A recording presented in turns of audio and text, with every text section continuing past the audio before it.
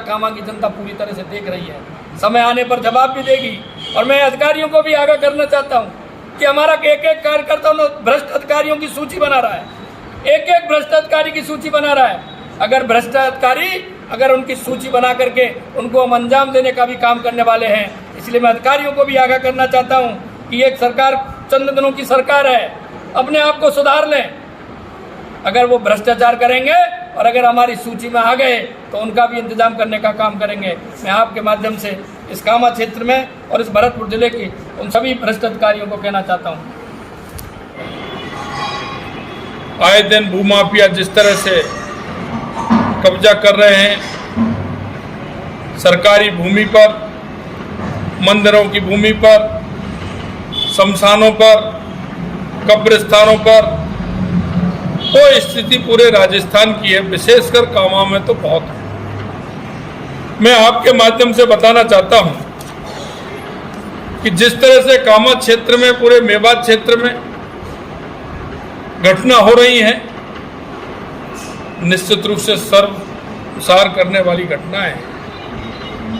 आए दिन आप देखते हो गौकशी की घटनाएं, किस तरह से बॉर्डर पर गाय आती हैं, पुलिस को भी बलपूर्वक छुड़ा लिए जाते हैं, पुलिस से भी छुड़ा ले जाते हैं। मंदिरों की जमीन पर कब्जा, चाहे वो भंडारा हो, चाहे छोटे राम जी मंदिर का जमीन पर विधायक के परिजनों के द्वारा कब्जा हो, जिनको लोग जनप्रतिनिधि के रूप में चुनते हैं, जिनसे जनता की आशा और उम्मीद होती है, वो इस बाढ़ को, खेत को बाढ़ खा रही है। उन जनप्रतिनिधियों के सहारे पर इस तरह से हो रहे हैं। आपने पहले भी देखा होगा, जनप्रतिनिधि के पति बलात्कार के कांड में 2 महीने जेल भी होकर के आए हैं। इनसे क्या उम्मीद की जा सकती है? मैं आपके माध्यम से मैं यही कहना चाहता हूं कि ये घटना जिस तरह से पूरे मेवात क्षेत्र में हो रही है, जनता इससे त्राहिमाम है, जनता परेशान है, हमारे सभी लोग इससे परेशान हैं। निश्चित रूप से आपके माध्यम से हम कहना चाहते हैं और सचेत भी करना चाहते हैं, जिस तरह से एक हिंदू महिला के साथ दुष्कर्म भी किया है और धर्म परिवर्तन की भी दहलाने वाली घटना हमारे सामने आई है। मित्रों, मैं यही कहना चाहता हूं कि आखिरकार ये घटना किसके सहारे पर हो रही है, इनके पीछे कौन है, सरकार कहां है, जनप्रतिनिधि कहां है जो जिम्मेदारी लेकर के बैठे हैं। मैं आपके माध्यम से ये कहना चाहता हूं कि भारतीय जनता पार्टी का कार्यकर्ता शांत बैठने वाला नहीं है।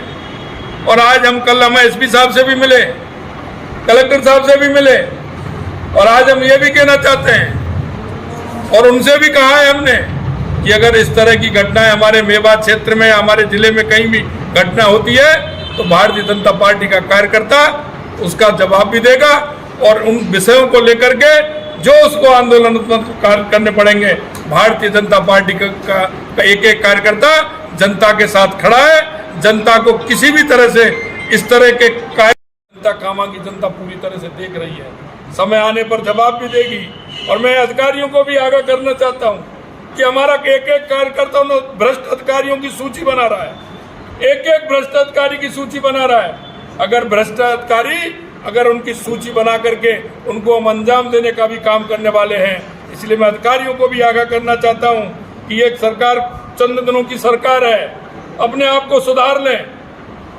अगर वो भ्रष्टाचार करेंगे और अगर हमारी सूची में आ गए तो उनका भी इंतजाम करने का काम करेंगे। मैं आपके माध्यम से इस कामा क्षेत्र में और इस भरतपुर जिले की उन सभी भ्रष्ट अधिकारियों को कहना चाहता हूं। जैसा कि अभी आपने कहा, छोटे राम जी मंदिर पर प्रतिनिधि जो जहाँ हैं, विधायक के परवारी जन हैं, जो इस पर उन्होंने कब्जा कर रखा है, वो उसी के परवारी हैं। इसलिए मैं कहना चाह रहा हूं